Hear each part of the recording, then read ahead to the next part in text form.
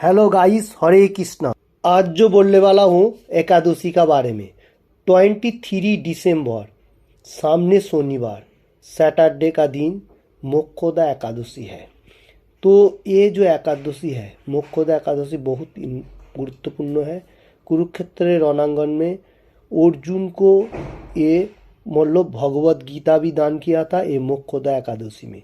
ये एकादशी अभी हर वर्ल्ड में पालन हो रहा है। ये मोक्षदा एकादशी कृष्ण भगवान ने अर्जुन को जो Bhagavad Gita as it is रूप में दिया था, मतलब भगवत गीता जो दिया था वही हम लोगों को अभी गीता जयंती भी उसको कहा जाता है।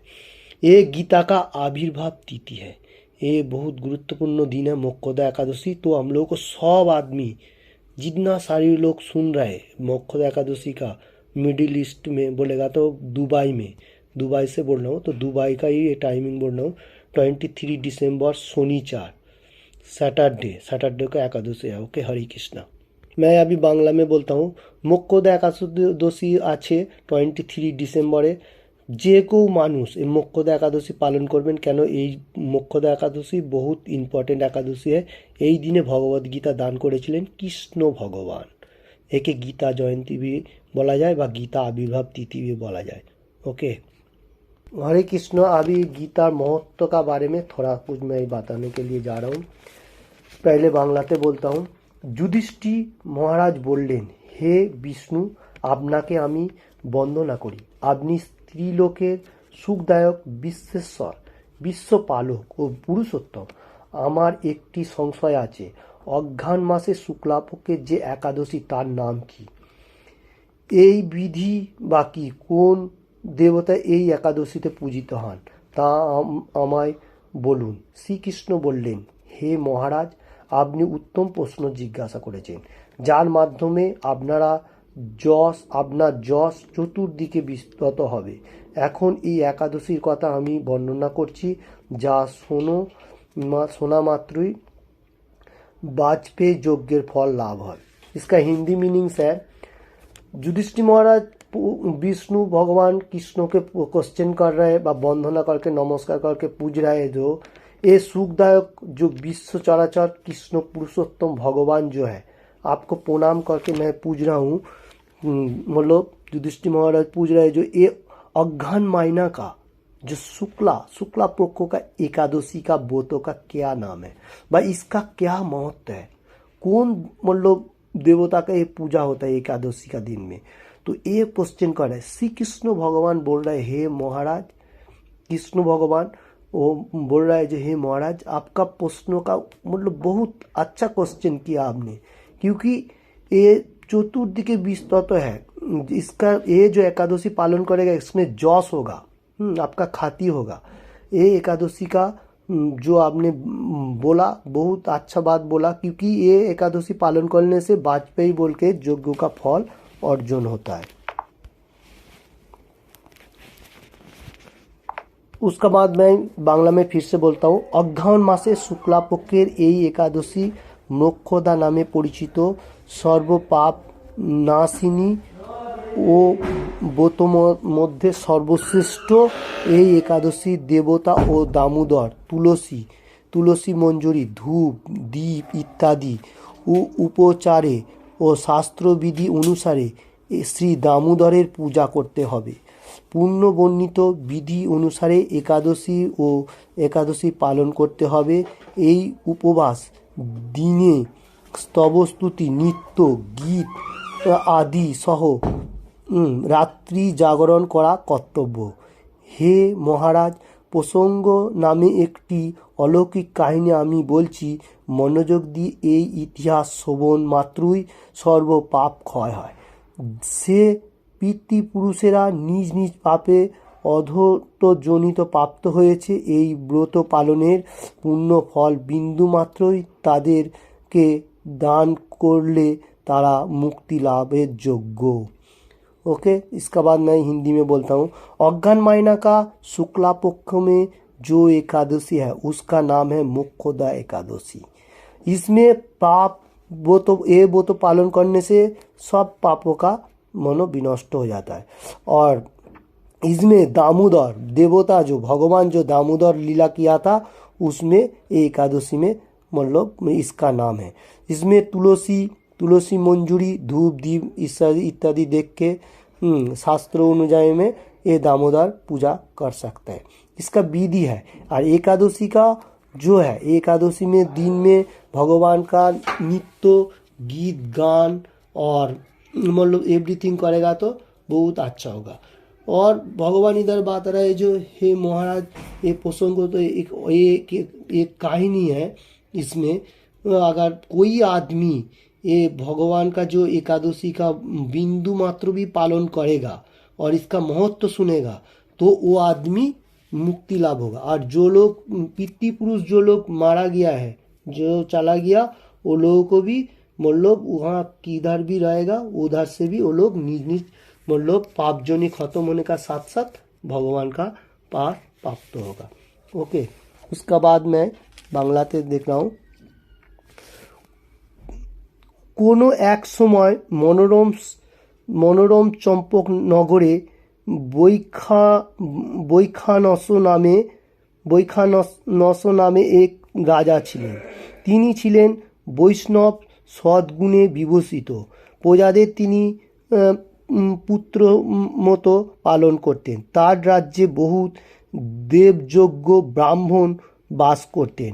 রাজ্যের সকলেই ছিল বেশ সমৃদ্ধশালী। একবার রাজা স্বপ্ন দেখলেন তার পিতা নরকে পতিত হয়েছেন।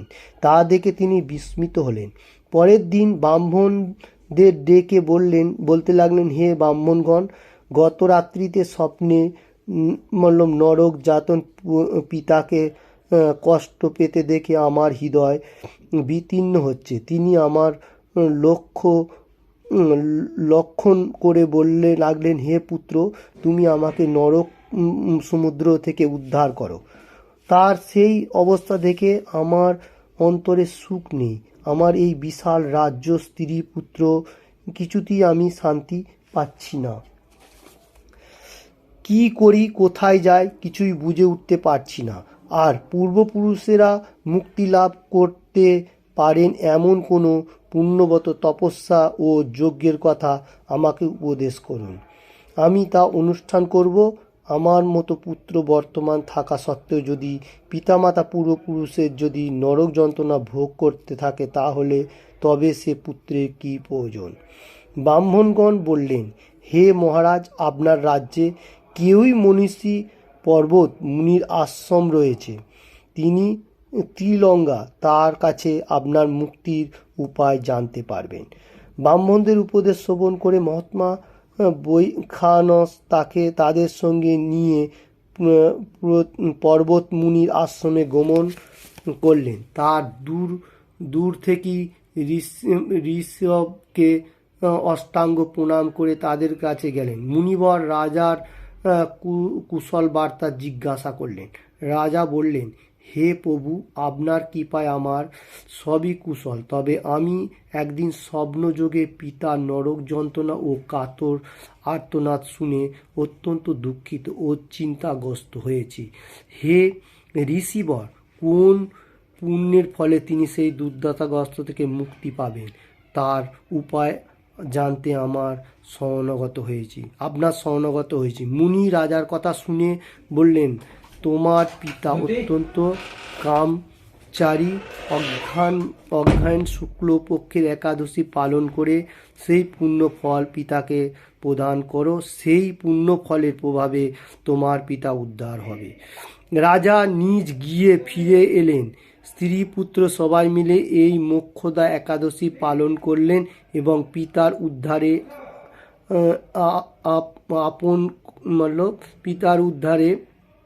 অর্পণ করলেন। উনার পিতা নরক থেকে স্বর্গলোক গমন করলেন। হে মহারাজ যুধিষ্ঠির, যে মোক্ষদা একাদশী পালন করেন, বারবার এই একাদশীর মহত্ব শোনেন বা পড়েন, পুণ্য রাশি ফল প্রাপ্ত হয়। এই ছিল मोक्षदा एकादशी महत्व। ओके, ये जो एकादशी का बारे में भगवान जो बता रहे, एक मतलब एक स्टोरी है। चंपक नामक एक नगर था, उसमें बैखानसर नामे एक राजा था। वो राजा था वैष्णव था। वो गुणवान था, विभूति था, प्रजा लोगों को पुत्र का समान हर पालन करता था। और राज्य में बहुत मतलब वेद अध्ययन करने वाला ब्राह्मण भी था। राज्य एवरीथिंग सब कुछ परफेक्ट था, क्योंकि राजा का एक दिन सपना देश आया। क्या आया? तो उसका पिता जो गुजर गया पिता, वो क्या कर रहे हैं, मतलब बहुत मतलब नरक में जाके बहुत कष्ट मिल रहा है, तो उसको मतलब उद्धार करने के लिए ऐसा पुकार रहे हैं उसका पुत्र को। तो उधर जाके तो क्या किया, बहुत कष्ट मिल रहा है, तो वो जो राजा था, राजा इसलिए वो एक मुनि का पास मतलब ब्राह्मण को पूछा। ब्राह्मण ने बोला जो समुद्र नरक समुद्र से उद्धार पाने के लिए हम लोगों को मुनि का पास जाना पड़ेगा। तो वो मुनि का नाम था